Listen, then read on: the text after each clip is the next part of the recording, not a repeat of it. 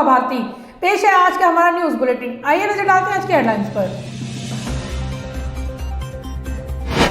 Ghaziabad bar association की 2020-21 कार्यकारिणी चुनाव के लिए शनिवार को डाले गए वोट डालने को लेकर वकीलों में दिखा जबरदस्त उत्साह। आसना के मसूरी क्षेत्र में बंद पड़ी डीसीएम फैक्ट्री में लगी आग शनिवार को भी नहीं बुझी, आग से पूरा गोदाम जलकर खाक। कोरोना काल में भी होगा अयोध्या में भव्य दीपोत्सव, मुख्यमंत्री योगी आदित्यनाथ श्री राम जन्मभूमि मंदिर परिसर में जलाएंगे दीप। एनसीआर में गाजियाबाद और गौतम बुद्ध नगर रहे सबसे प्रदूषित शहर।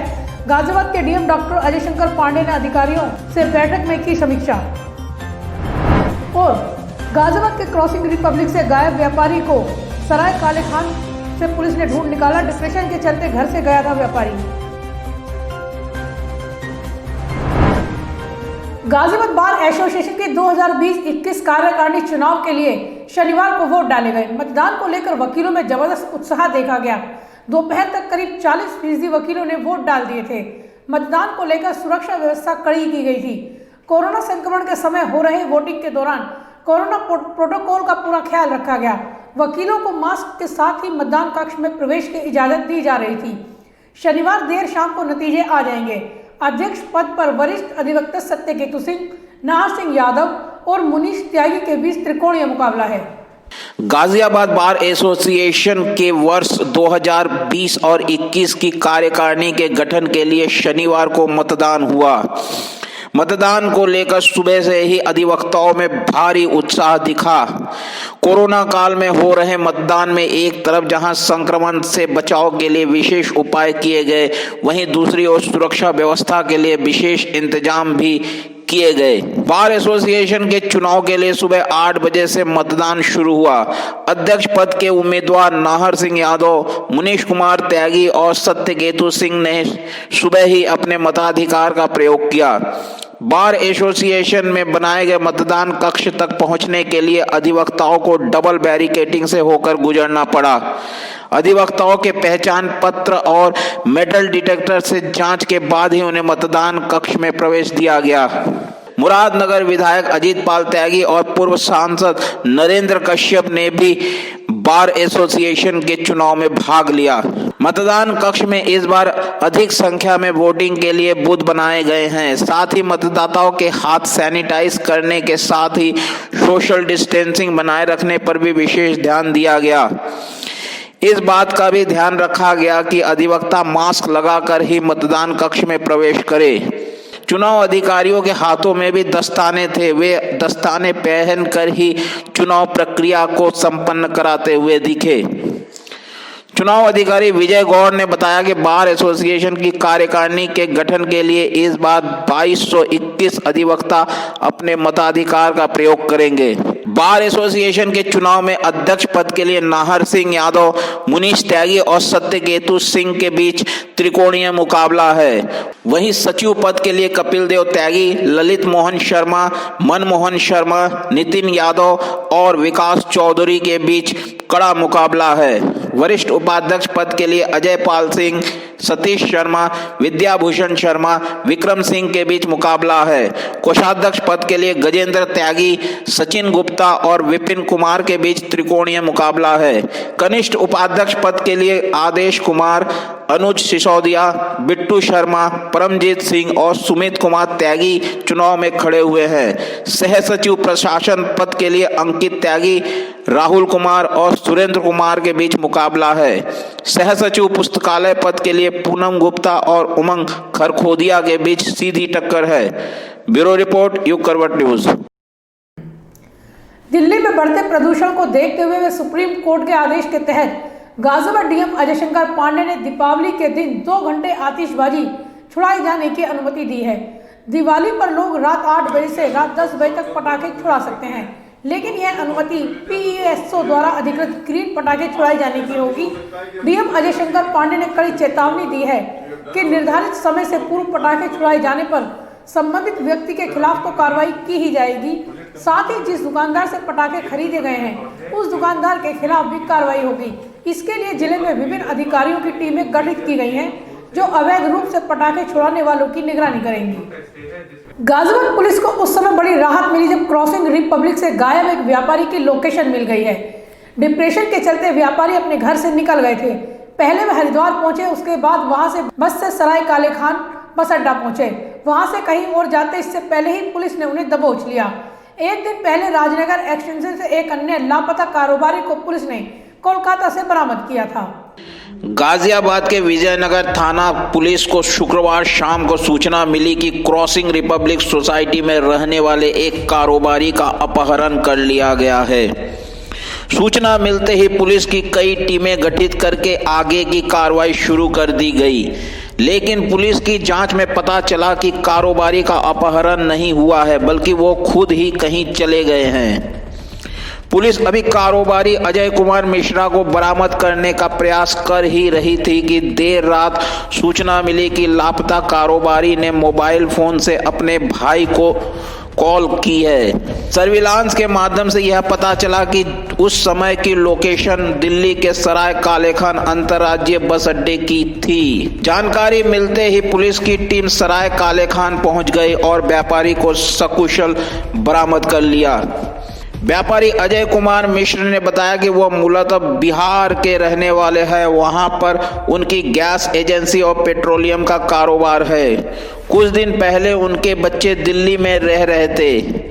6-7 दिन पहले उन्होंने GH टावर क्रॉसिंग रिपब्लिक के फ्लैट में शिफ्ट किया था। पुलिस का कहना है कि कारोबारी अजय मिश्रा अचानक डिप्रेशन में आ गए थे। शुक्रवार दोपहर 2 बजे पत्नी को बाहर जाने की बात कहकर निकल गए। उसके बाद वे हरिद्वार पहुंचे और गंगा स्नान करने के बाद रोडवेज बस से वापस काले खान पहुंचे। ब्यूरो रिपोर्ट, युग करवट न्यूज। शुक्रवार सुबह डासना मसूरी क्षेत्र में बंद पड़ी DCM फैक्ट्री में लगी आग शनिवार सुबह तक भी जारी रही। इस फैक्ट्री को अब गोडाउन में बदल दिया गया है। गोदाम में कागज की रिले रखी हुई थी, जिस कारण आग को काबू करने में कामयाबी नहीं मिल पाई। हालांकि इस आग में किसी की जलकर मौत नहीं हुई, लेकिन पूरा गोदाम जलकर खाक हो गया। मसूरी थाना क्षेत्र के डासना स्थित DCM कंपनी के पेपर रोल गोडाउन में लगी आग रात भर जलती रही। शुक्रवार दोपहर 9:30 बजे आग लगी थी, लेकिन रात तक आग पर काबू नहीं पाया जा सका था। शनिवार सुबह भी आग के लपटें दिखी गई। आग की वजह से पेपर रोल बाहर नहीं निकाला जा सकता था। यही वजह है कि अंदर ही अंदर आग बढ़ती चली गई। दमकल की 30 गाड़ियां मौके पर पहुंची, लेकिन आग पर काबू नहीं कर पाई। रात में कैंप भी लगाना पड़ा, लेकिन आग पर काबू पाने में सफलता नहीं मिल पाई। देखते ही देखते गोडाउन की दीवारें और लेंटर आग की तपिश के कारण नीचे गिरने लगे। चारों तरफ से आग साफ तौर पर देखी जा सकती है। इस आग की लपटों में करोड़ों रुपए का गोडाउन में रखा पेपर रोल जलकर राख हो गया।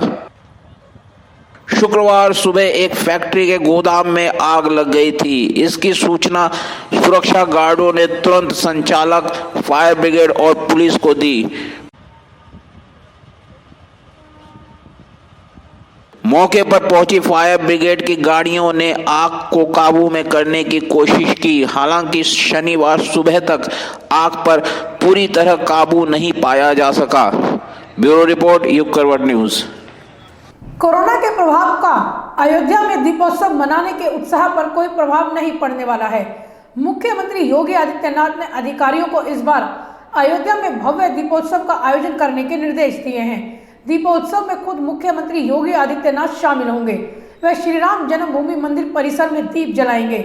पूरी अयोध्या को करीब 10 लाख दियों से सजाया जाएगा।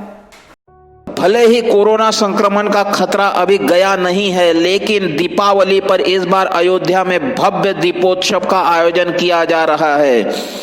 मुख्यमंत्री योगी आदित्यनाथ ने इसके लिए निर्देश जारी कर दिए हैं। दीपोत्सव के दौरान प्रतिदिन अलग अलग कार्यक्रम आयोजित किए जाएंगे। हालांकि सभी कार्यक्रमों में कोविड-19 के प्रोटोकॉल का पूरी तरह पालन किया जाएगा। मुख्यमंत्री योगी आदित्यनाथ खुद श्री राम जन्मभूमि पहुंचकर रामलला के दर्शन करेंगे और वहां दीप प्रज्वलित करेंगे। मुख्यमंत्री योगी आदित्यनाथ लखनऊ में अपने सरकारी आवास पर दीपोत्सव की तैयारियों को लेकर समीक्षा बैठक की। दीपोत्सव के अवसर पर राम की पैड़ी पर 5.5 लाख दीप प्रज्वलित किए जाएंगे। साथ ही सभी मठ मंदिरों और घरों में दीप जलाए जाएंगे ताकि भगवान श्री राम की नगरी अयोध्या दीपों के प्रकाश से पूरी तरह आलोकित हो जाए। मठ मंदिरों में भजन और रामायण पाठ का भी आयोजन कराया जाएगा। दीपोत्सव पर श्री राम जन्मभूमि, कनक भवन, राम की पैड़ी, हनुमानगढ़ी सहित सभी मंदिरों में बिजली की विशेष सजावट की जाएगी। इसी प्रकार पुलों, विद्युत पोलों आदि पर बिजली की झालर लगाई जाएंगी। ब्यूरो रिपोर्ट, युग करवट न्यूज। पिछले कई दिनों से एनसीआर में गाजियाबाद और गौतम बुद्ध नगर सबसे प्रदूषित शहर रहे। एयर क्वालिटी इंडेक्स खतरनाक तरीके से बढ़ रहा है। शनिवार को गाजियाबाद के डीएम डॉक्टर अजय शंकर पांडे ने अधिकारियों के साथ प्रदूषण को लेकर बैठक की। उन्होंने अधिकारियों से प्रदूषण को कम करने को लेकर उपाय करने को कहा है। राष्ट्रीय राजधानी क्षेत्र यानी एनसीआर में दम घोटू हवा से राहत मिलने के आसार नहीं दिख रहे हैं। शनिवार को राष्ट्रीय राजधानी क्षेत्र की एयर क्वालिटी इंडेक्स यानी AQI डार्क रेड जोन में रही, जो स्वास्थ्य के लिए बेहद खतरनाक है। लोगों के लिए सांस लेना दूभर हो रहा है, साथ ही आंखों में जलन की शिकायत भी आ रही है। AQI सूचकांक के अनुसार गाजियाबाद राष्ट्रीय राजधानी क्षेत्र में सबसे ज्यादा प्रदूषित शहर रहा।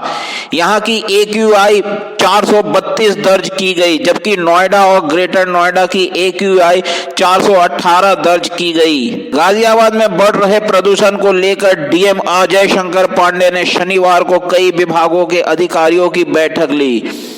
बैठक में डीएम ने प्रदूषण रोकने के लिए उपाय करने के निर्देश दिए।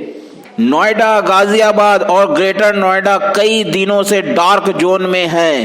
रात को तो दोनों शहरों की AQI 421 के करीब पहुंच गई थी। बढ़ते वायु प्रदूषण की वजह से यहां रहने वाले लोगों को सांस लेने में परेशानियों का सामना करना पड़ रहा है। आंखों में जलन की शिकायतें आ रही है। डीएम ने सभी विभागों के अधिकारियों को प्रदूषण पर नजर रखने और इसे कम करने के लिए उपाय करने के निर्देश दिए। वहीं सैटेलाइट सर्वे से जनपद गौतम बुद्ध नगर में 9 जगहों पर पराली जलाने की बात सामने आई है। जेवर और दनकौर में किसानों के खिलाफ पराली जलाने का मुकदमा दर्ज किया गया है। कई जगहों पर कूड़ा भी जलाया गया। ब्यूरो रिपोर्ट, युग करवट न्यूज। तो आज के लिए बस इतना ही। गाजियाबाद और आसपास की खबरों के लिए देखते रहिए युग करवट न्यूज और विस्तार से खबरों को जानने के लिए पढ़िए युग करवट न्यूज़पेपर। सब्सक्राइब कीजिए युग करवट। नमस्कार।